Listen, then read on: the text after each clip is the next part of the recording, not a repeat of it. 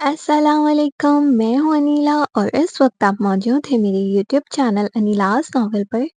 कैसे हैं आप सब? उम्मीद करते हूँ खैरियत से होंगे और अपना बहुत ज़्यादा ख़्याल रख रहे होंगे। तो जनाब आज मैं हाज़िर हूँ इर्तिकाबी जुर्म के किस्त नंबर 41 के साथ। तो जल्दी-जल्दी मेरे चैनल को सब्सक्राइब कर लें, बेल आइकन के बटन को लाज़मी प्रेस करें ताकि मेरी हर आने वाली वीडियो आपको बर वक़्त मिल सके। नॉवल आप लोगों को कैसी लगती है अपनी राय का इज़हार कमेंट सेक्शन में ज़रूर दिया करें, मुझे बताया करें। मुझे आप लोगों के प्यारे-प्यारे कमेंट का इंतज़ार रहता है। तो मेरी वीडियोस और चैनल का लिंक्स को अपने दोस्तों और प्यारों में शेयर करें, मेरी सब्सक्राइबर्स को बढ़ाएँ, व्यूज़ को बढ़ाएँ। प्लीज़ मुझे सपोर्ट करें। तो ज़्यादा टाइम ज़ाया किए बगैर चलते हैं नॉवल की तरफ। अंजलि फ्लैट का दरवाज़ा धड़ल्ले से खोलकर अंदर दाखिल हुई तो उसकी आंखें आंसुओं से भरी हुई थी, चेहरा बुझा हुआ, कदम थके-थके से, जैसे वो अपने वजूद का बोझ भी मुश्किल से उठा रही हो। लाउंज में हसन पीर साहब सोफे पर तस्बीह हाथ में लिए बैठे थे। उनकी निगाह अंदलिप पर पड़ी तो वो चौंक गए। अरे बेटा, ये क्या हालत है तुम्हारी? सब खैरियत है? तुम लोग तो लंच पे गए थे ना? उन्होंने तस्बीह रख दी और फौरन उठकर अंदलिप की जानिब बढ़े। अंदलिप उनके सामने आई और बिना कुछ कहे बस एक झटके से उनके गले लग गई। बाबा, उसकी आवाज़ भराई हुई थी। मैं हार गई हूँ। हसन पीर साहब ने बेटी को मजबूती से सीने से लगा लिया। क्या हुआ बेटा? क्यों रो रही हो? किसी ने कुछ कहा है? उनकी आवाज़ में फ़िक्र और बेहद शफ़क़त थी। अंजलि कुछ बोल नहीं पा रही थी, बस सिसकियों में टूटे-फूटे लफ्ज़ों में इतना कहा, बाबा, सब झूठ था, हर चीज़ झूठ निकली। मैं टूट गई हूँ बाबा। हसन पीर साहब ने उसके सर पर हाथ फेरते हुए गहरी सांस ली। बेटा, बात क्या है? मुझे बताओ तो सही। अंदिलिप ने आंसुओं में डूबी आवाज में कहा, बाबा, अशर ने मुझे धोखा दिया, मेरे एतमाद का खून कर दिया। वो लरजती सांसों के साथ बोलती गई। मैंने उसे हमेशा अपना सबसे अच्छा दोस्त समझा, उसे अपने दिल के सब राज बताए, लेकिन उसने भी मेरी मासूरी को मेरी कमजोरी बना दिया। बाबा, उसने मुझे माजूरी का एहसास दिलाया। उसने मुझे वहीं पर लाकर खड़ा कर दिया जहाँ से मैं उठी थी।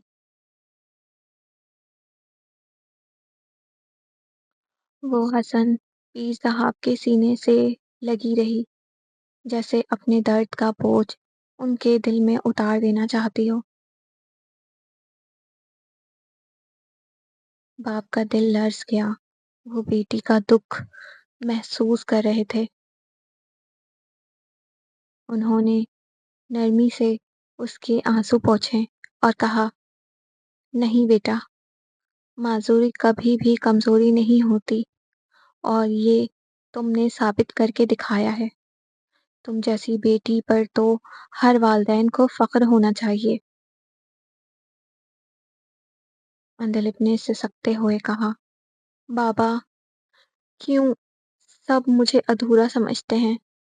क्या मेरे जज़्बात, मेरे ख्वाब, मेरी इज़्ज़त कुछ नहीं? हसन पीर साहब ने मज़बूत लहजे में कहा, तुम मुकम्मल हो अंदलिब, जिसे ये नज़र नहीं आया। وہی نامکمل ہے، شاید اس کے پاس بینائی نہیں۔ رب نے تمہیں آزمایا ہے تو یقیناً تم میں ہمت بھی رکھی ہے، اور بیٹا تمہارا باپ ہر موڑ پر تمہارے ساتھ ہے۔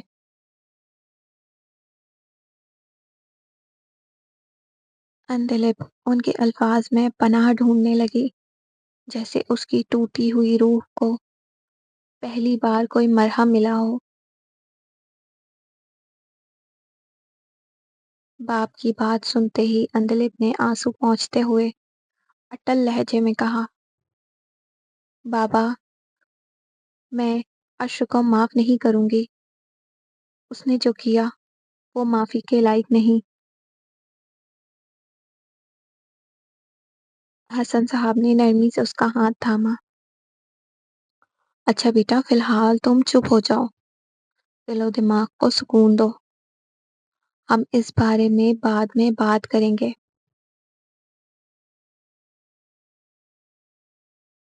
وہ جانتے تھے اندلب بے حد حساس ہے اور ابھی جذبات میں ہے، لیکن دل میں وہ یہ بھی سمجھ رہے تھے کہ اشر کا مقصد اندلب کو دکھ دینا نہیں تھا۔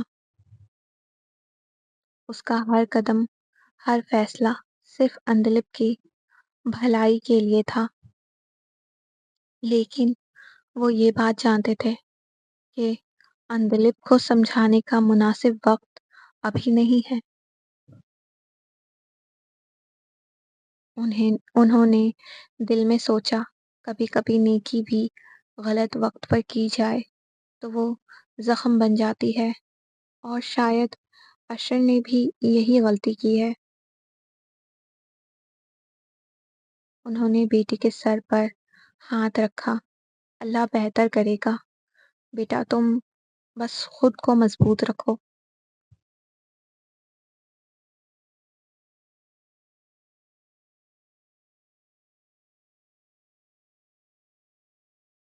عاطف کئی بار خود کو روک چکا تھا، مگر دل کی بے قراری اسے پھر اسی گلی میں لے آئی تھی جہاں سمارا کا بسیرا تھا۔ 2 دن سے وہ روز وہیں کھڑا سمارا کا انتظار کرتا رہا، مگر وہ نہ دکھائی دی، نہ اس کی کوئی خبر ملی۔ آخر کار بے چین ہو کر لوگوں سے پوچھتے پوچھتے وہ اسی دروازے پر جا پہنچا جہاں 2 برس پہلے سمارا نے دکھ اور بے بسی کے دن کاٹے تھے۔ دروازے پر دستک دی، کچھ لمحوں بعد وہی مہربان عورت باہر آئی جس نے کبھی سمارا کو پناہ دی تھی۔ عاطف نے دھیرے سے سلام کیا، آنٹی میں سمارا کے بارے میں جاننا چاہتا ہوں، وہ 2 دن سے اسے تلاش کر رہا ہوں، وہ خیریت سے ہے؟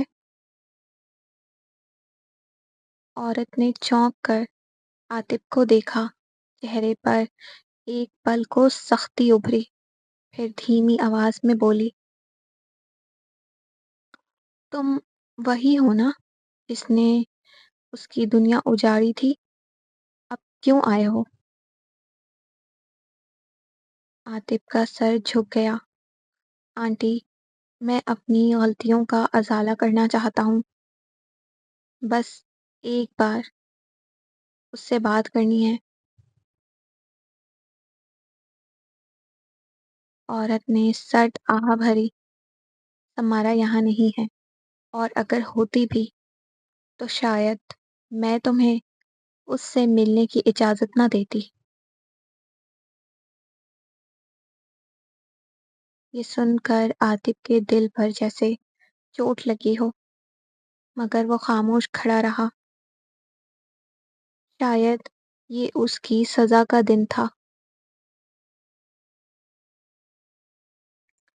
آنٹی پلیز آپ اس کے بارے میں اگر کچھ بھی جانتی ہیں تو بتا دیں،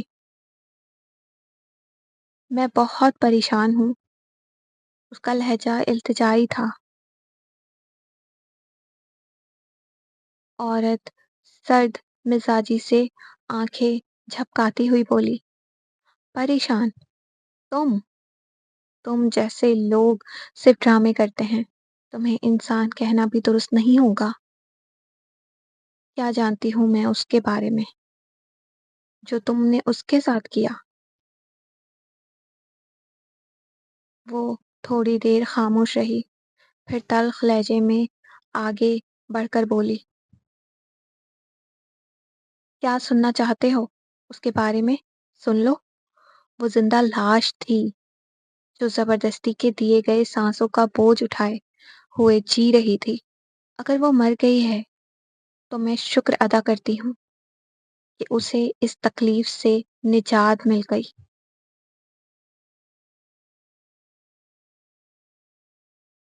عاطف کا چہرہ غم اور مایوسی سے پھٹ پڑا، اس کے ہاتھ بے بس ہو کر نیچے آ گئے۔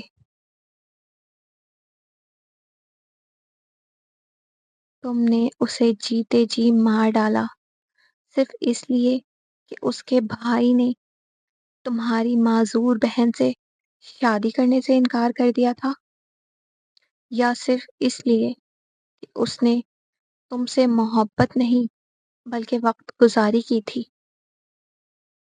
اس دنیا میں ہزاروں لوگ وقت گزاری کرتے ہیں، مگر کوئی کسی کی زندگی اس طرح برباد نہیں کرتا۔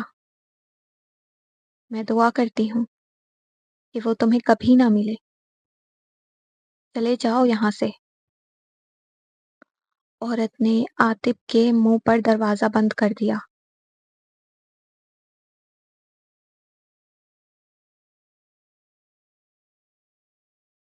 گودام میں گپت اندھیرا تھا، سیلن زدہ دیواروں سے ٹپکتی نمی اور زمین پر بکھرا گرد و غبار جیسے ہر چیز پر موت کی پرچھائی ہو۔ سمارا 2 دن سے ایک ہی حالت میں پڑی تھی، بھوکی پیاسی زنجیروں میں جکڑی ہوئی۔ چیخ چیخ کر اس کے ہونٹ خشک ہو چکے تھے، آواز کی جگہ اب بس سسکیاں رہ گئی تھی۔ اس کی آواز گلے میں ہی دم توڑ گئی تھی، ہونٹوں کی دراڑوں سے خون رس رہا تھا، زبان تالوں سے چپک گئی تھی، جسم بالکل نڈھال ہو چکا تھا، آنکھیں اب کھلنے سے انکاری تھیں، جیسے زندگی آہستہ آہستہ دم توڑ رہی ہو۔ ہر پل ایک اذیت تھی، ہر سانس ایک بوجھ۔ وہ موت کے دروازے پر تھی، صرف ایک آخری دھکا باقی تھا۔ اچانک چھڑاک ایک زوردار آواز نے خاموشی کو چاک کر دی۔ گودام کے لوہے کے دروازے پر رکھی زنگ آلود زنجیر کسی نے کھولی تھی۔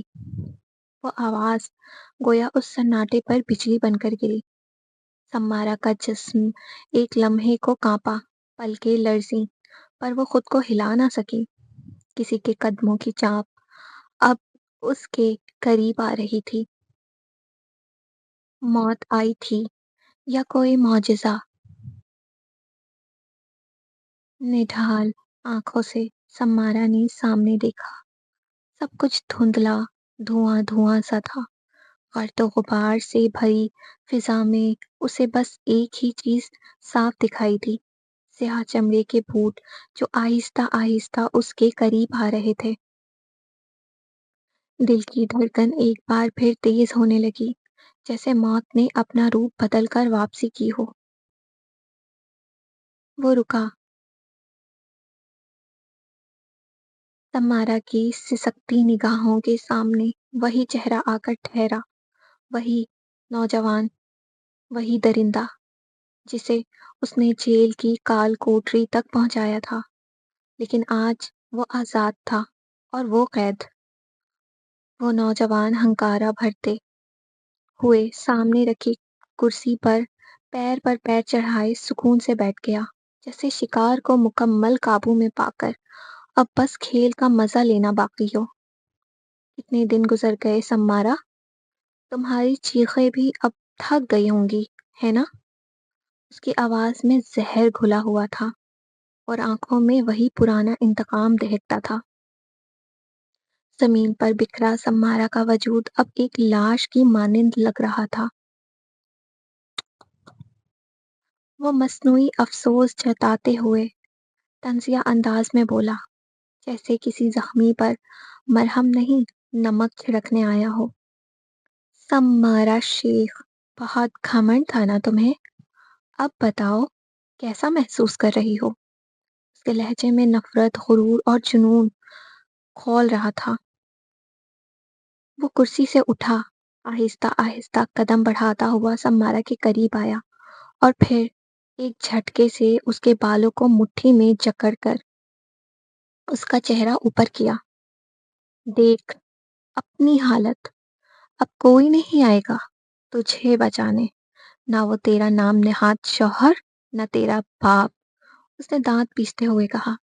سمارا کی آنکھوں میں درد تیرنے لگا، لیکن اس کے لب ساکت تھے، آواز جیسے کہیں کھو چکی تھی۔ وہ تکلیف محسوس کر رہی تھی، لیکن اس کا جسم اب اس قدر نڈھال ہو چکا تھا کہ وہ خود کو چھڑانے کے لیے معمولی سی بھی حرکت نہ کر سکی۔ اس کی سانسیں مدھم ہو رہی تھی، جیسے زندگی ہار کر موت کا انتظار کرتی ہو۔ اب ایسے ہی دھیرے دھیرے مرو گی تم، وہ سرگوشی جیسی آواز میں جھک کر بولا۔ قطرہ قطرہ روح نکلے گی تمہاری، تڑپ تڑپ کر مرو گی۔ پھر ایک جھٹکے سے سمارا کے بال چھوڑے اور اسے زور سے زمین کی طرف دھکیل دیا۔ وہ فرش سے جا لگی جیسے کوئی بیکار چیز ہو۔ اس کا وجود بے جان سا پڑا تھا، آنکھیں بند، سانسیں مدھم۔ وہ شخص قہقہا لگا کر پلٹا اور دروازہ زور سے بند کرتا چلا گیا۔ لیکن وہ وہاں تنہا نہیں تھی۔ اندھیرے کی اس گہرائی میں کوئی اور بھی تھا، ایک سایہ، ایک نگاہ، ایک موجودگی جو مسلسل اس کا تعاقب کر رہی تھی، خاموش، سرد اور گہری۔ یہ صرف معمولی اغوا نہیں تھا، یہ کوئی کھیل تھا، ایک ذہنی شکنجہ، ایک بے رحم منصوبہ، اور کہیں نہ کہیں وہ جو پردے کے پیچھے تھا، یہ سب اسی کی چال تھی، اصل ماسٹر مائنڈ جو اب بہت جلد سامنے آنے والا تھا۔ آج کے ایپیسوڈ کا اختتام ہوا، تو آپ لوگوں کو ایپیسوڈ کیسی لگی اپنی رائے کا اظہار کامنٹ سیکشن میں ضرور دیجیے گا، مجھے بتائیے گا۔ مجھے آپ لوگوں کے پیارے پیارے کامنٹ کا انتظار رہے گا۔ میری ویڈیو اور چینل کے لنکس کو اپنے دوستوں پیاروں میں شیئر کر دیں۔ ملتے ہیں نئے ایپیسوڈ میں۔ اللہ حافظ۔